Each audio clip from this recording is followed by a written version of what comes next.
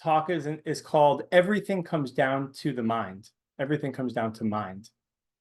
So the whole Buddhist canon is over 20,000 pages of teaching, which is pretty huge if you think about it, because that's bigger than the Bible, the whole Bible, the Talmud, the Quran, all of it put together.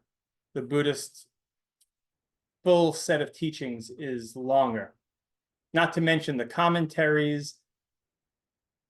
But the whole giant amount of teachings comes down to three things. So the first one is called the afflicted mind, right? The afflicted mind. This is the mind that's categorized by confusion, harm, and suffering. So, think about your mind. Have you ever experienced suffering and confusion? Has your mind ever become your enemy?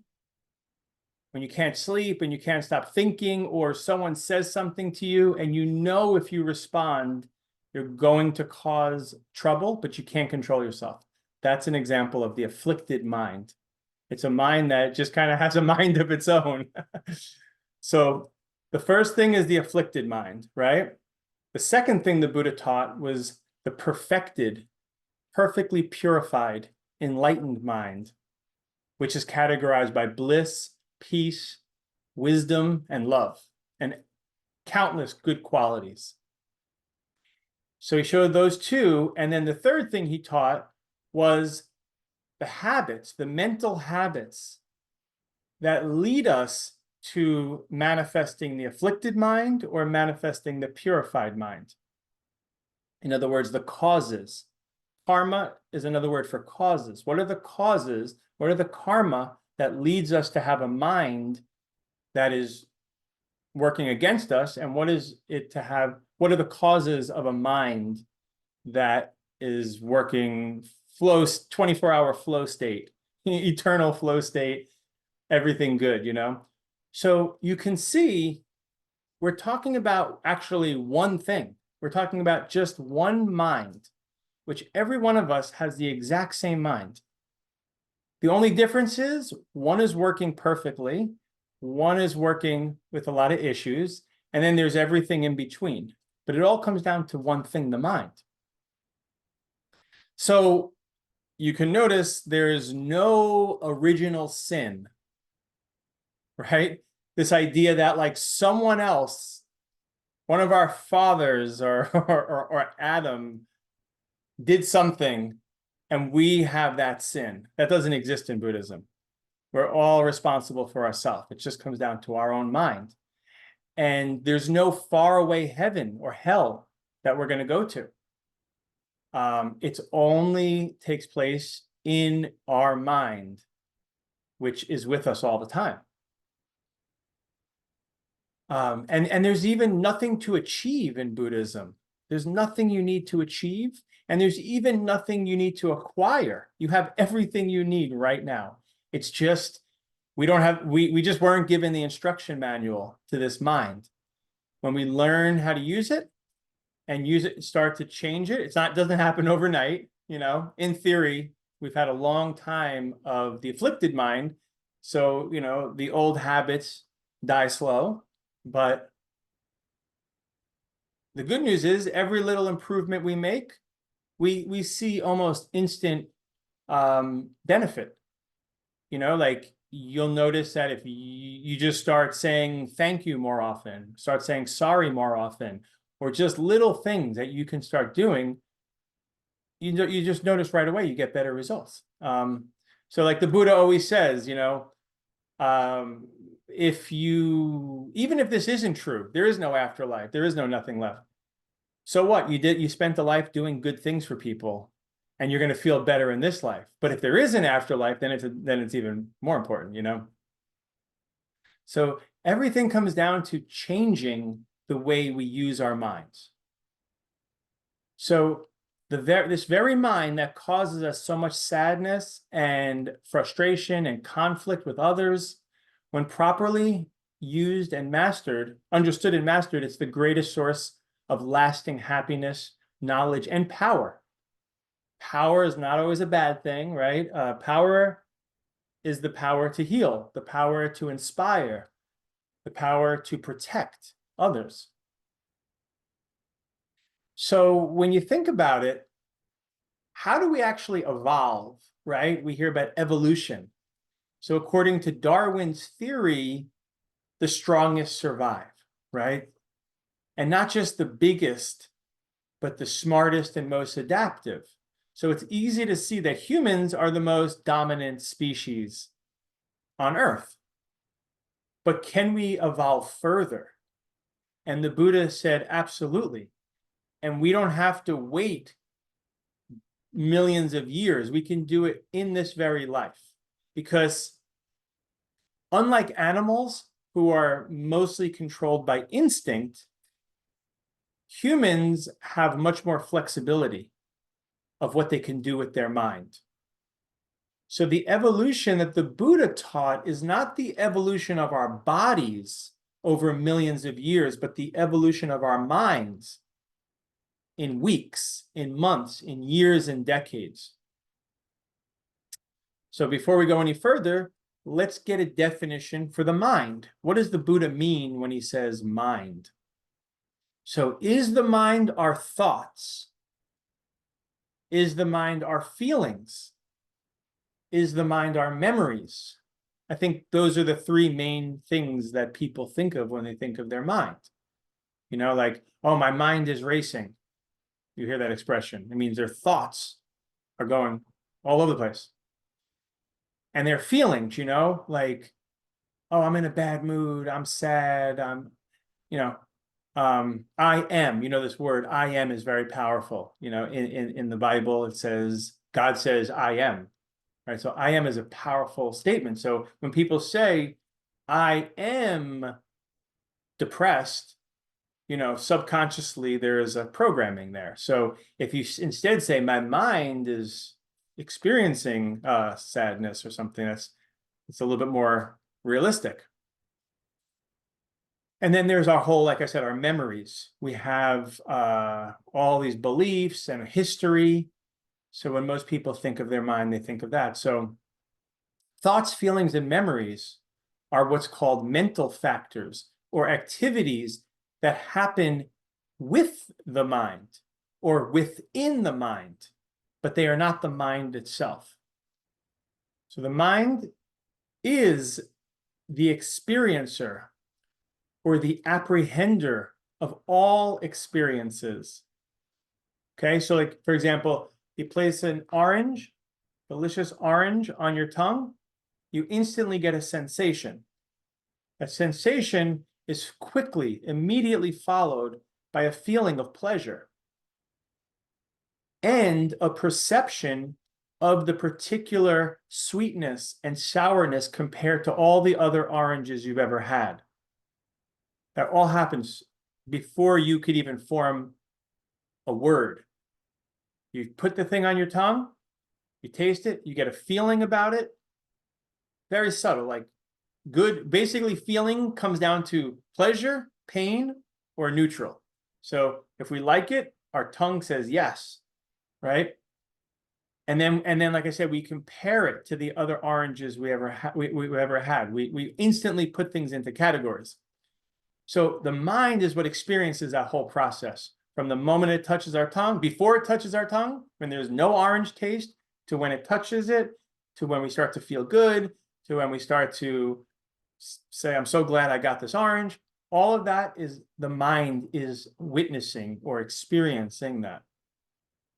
So mind, experiencer, subjectivity, and knower are all synonyms in the Buddha's system of psychology. Experiencer is, I like the word experiencer, but we call it mind. The mind is always present. When we're awake, our mind experiences the five senses, plus our thoughts and feelings. So the mind is with us when we're awake, and when we dream, the mind experiences its own projections So you're not actually eating something in your dream. You're not actually dancing with someone in your dream, but you're experiencing that. You're experiencing your mind's own projections, but it's the same mind. And then when we're in deep, dreamless sleep or in very deep states of meditation, the mind rests within itself, like a turtle retracting its head into its shell. So a big part of what meditation, advanced meditation training is all about is being able to stay lucid and aware in the dream state, and then even further into the deep sleep state. So in the deep sleep state, there's still mental activity, but there's no forms or appearances. It's not even black. You can't even say it's just all black. It's nothing, but there is activity, and we can become aware of that. You know, and those three states are very important to recognize. Like, we as human beings, we have these three parts of us. We're not just the awake versions of ourselves. We're also have this dream mode, and then we have this deep sleep mode. So we're bigger than we think. You could even argue that those deeper, well, we will get into that those deeper states, the dream and the deep sleep, are actually bigger than the whole waking reality. So this is a whole brief overview of the path. So I just want to touch on how does this path actually teach us how to change our mental conditioning that takes us, again, from this afflicted mind to the experience of a Buddha's mind. Because remember, it's the same mind, but it's two different experiences. The word Buddha actually means to awaken, to fully awaken, just like when you awaken from a dream.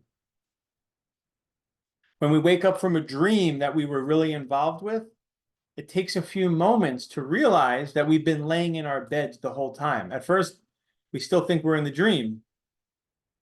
And then pretty soon, the whole dream fades away, and we can't even bring it back. It's like it's gone, because we know it's not real. It just disappeared.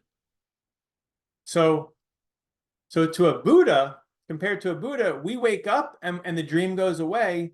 According to a Buddha, we're still dreaming. We woke up, but we haven't really woken up. We're still dreaming, even though we're quote unquote awake. So there's another, it's like a dream within a dream, right? But this one dream, I think even Einstein has a quote like something like, reality is an illusion, albeit a persistent one.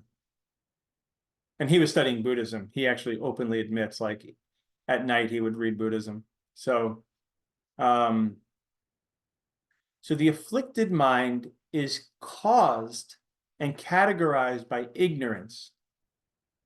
Ignorance from the Buddhist perspective is not simply not knowing information.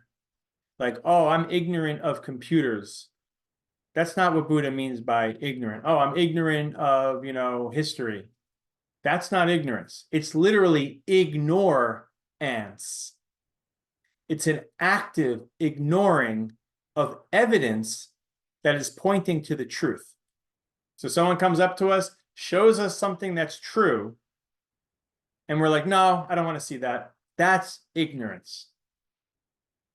It's not, I don't know something. So, there are many people who reached enlightenment who are uneducated, who are stupid, so to speak. I'm sorry, uneducated, not stupid. Uneducated, stupid by society standards. Because it has nothing to do with knowledge. It has to do with being willing to see the truth, even if it challenges what you hold on to.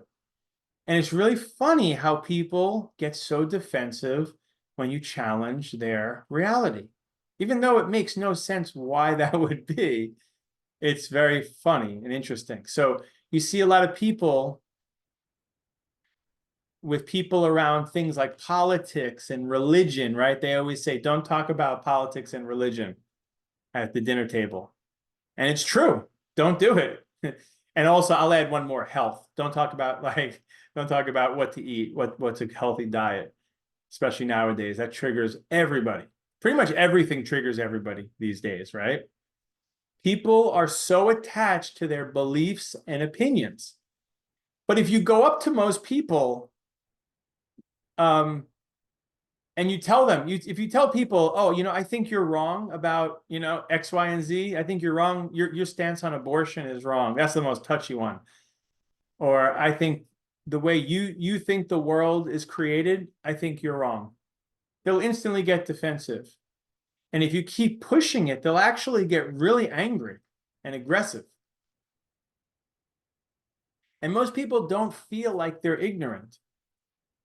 They feel like, they think that everyone who thinks differently from them is the ignorant one. They feel their own beliefs. They came to their own conclusions on their own. You know what I mean? Like when people say something like, we need to get a lot of protein, it's like, well, why do you think that? They just, they just feel really strongly about it, and maybe they'll say it with sounding like they know what they're talking about, but they don't realize, most people are not aware, and this is, again, a big part of progressing on the Buddhist path, is to understand that your beliefs did not come from your own research. It came from your parents or your school or the people you associate with. And you can practice this on your own. This is a good practice. This is one of the most important things to do, is look at everything and anything you believe. For example, what are the healthiest foods to eat? What is the best economic policy or the best foreign policy, And then ask yourself, how much have I actually researched myself? Or do I believe this because a parent, a teacher, or someone on TV or a religious person told me it's true? So that's one of the most important things, is learning. Like, you can't research everything all the time. So it's just good to understand, like, what do I actually know because I tested it out myself and I experienced it, or how much of it is just like I read it on Facebook, and there's a whole bunch of things that contribute to this. For example, there's something called appeal to the masses, which means that if a lot of people believe something, it's more likely that we're going to believe it's true. Or if someone on TV, right, said it, or someone with a PhD after their name, a doctor, they have a fancy lab coat on, or they have a nice smile, so think of how much, companies and politicians know to use celebrities to advertise, because people see the celebrity and, like, whatever you say, I believe. I'm just going to believe whatever you say. So it's good to know. And there's nothing wrong with, like, if someone earns your trust and they're continuously right about many things, you'd be foolish to just reject everything they say. But even so, it's good if someone gives you a lot of good info. It's good to go with it, to have a little bit more trust in what they say. In other words, if someone's always telling you things that turn out to be true, what they say has more weight. Whereas if someone is always telling you lies or things that turn out to be wrong, maybe you don't give so much weight to what they say, like the boy who cried wolf. But either way, never fully believe something just because someone told you, even if they're the smartest person you know. Still understand that, I should really test this out myself. And that's what when it comes to anything, like a new habit, a new exercise habit, a new diet. You can say, you know what, this person's smart, do a little bit of research, test it out, and you should see the results pretty quickly, So it doesn't mean you have to dive all in. but it also doesn't mean you have to wait forever and do all the research before you try something. I think it's kind of best to like hear a new idea, play with it, test it out a little bit, and then keep checking for results. And if it gives you results, keep going, and then take it from there. So you're learning as you're applying it. From a Buddhist perspective, like I said, we're all asleep, we're all ignorant, and not just about things like politics. We're talking about the most fundamental aspects of reality itself. But the most wonderful and exciting news is that, again, we all have the same mind, so we all have the exact same opportunity to experience a mind free of ignorance. So the last thing I'll say, just to give an overview of the Buddhist path in the stages, there's often said to be like 5 stages. So let's say you want to go to spend a year in Peru and really get to understand the culture, the people, and the language. You just want to know Peru like a Peruvian. So the first step you'll do is, before you go for a whole year, right? What do? You start to do some research. You start to gather some information on Peru. You talk to people either from Peru or people who live there themselves. You have to apply for a visa and then decide what you want to bring. Next, you get on the plane and you arrive in Peru. You get off the plane. Second you get off the plane, you're instantly confronted by an overwhelming amount of new sensations, smells, sights, sounds, language, people, the landscape. It's almost like being a newborn baby. You're just bombarded with all these new sensations. And then you get settled in after about a week, and it really sinks in that you're actually in Peru. It's like a flash in your mind, makes it really sink in. I'm here.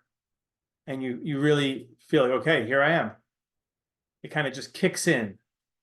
And then for the next 12 months you're there, you continue to familiarize yourself with the culture. The language starts to make more sense. You understand the different mannerisms, the foods, how to get around, what not to say, what to say, right? So using those same steps, the first part where you're gathering the information and doing the research and getting the visa, that's what we translate as the path of accumulation. So you're learning the language of what the mind is, what you're learning a basic overview of what the Buddha taught, what the purpose is, and you're beginning to cultivate the what's called the perfections, which counteract the blockages. For example, generosity, patience, vigor, but also jhana. We talked about the meditation and the prajna. So the first step is you're gathering that. That's getting ready to go. Then when you finally get there and you have this week of trying to get familiar, that's what's called the path of preparation. So this is where you're already there, but you don't really see it. You don't recognize you're there. So in this part, you're really like, you're there. There's no turning back. You're in. So it's a whole nother level of you're in. This is you're clearly want to achieve this. So you're really meditating on a higher level, taking and you're trusting more and more in the reality that my mind can do this.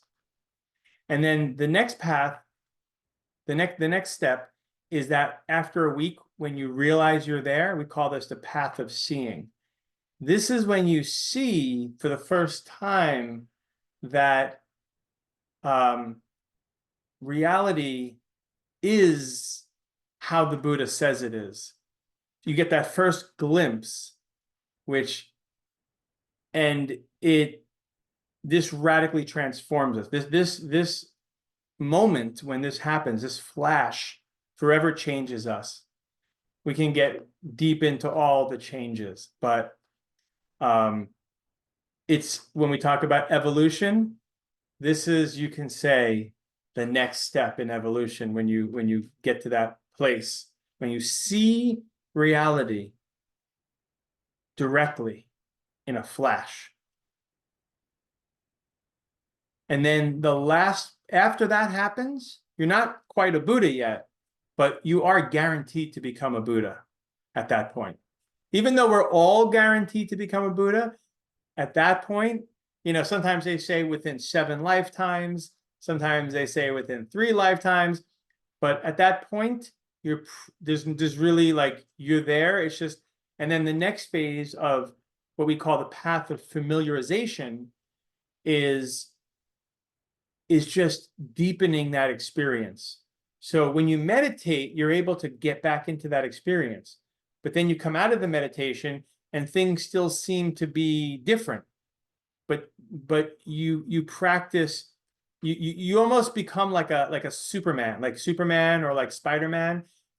When he has like the mask he puts on, he's like 2 different people, like Clark Kent and Superman. Like, you become like that. You have like this dual life. One life is like you're going into meditation and you're like exploring this deep reality, and then you're coming back and you're still, Joshua, Eli, and still doing your thing, but it's very different. It's almost like everything is like inside out at that point. And that continues until you eventually get rid of all the ignorance and you have that purified mind. So that's just a brief overview of the different stages. It's like, so again, it's just like going to a new country, but it's a metaphor, but we call it a path. The reason why I brought up that whole thing is because we call it the Buddhist path, not the Buddhist religion, the path. And like I said, just like there's a path to go spend a year in Peru and get to know the culture, there's a path and it's really a path that leads nowhere. And there's all these sayings like it's a path that leads nowhere, or it's the goal and the path are one, or the ground and the path are one. Because where you're going is what you already have. Remember, you're not trying to go anywhere. You're not trying to acquire everything. When you get to the end, you're at the beginning. You're back to where you're actually where you truly are, which is, the Alpha and the Omega. So thank you very much.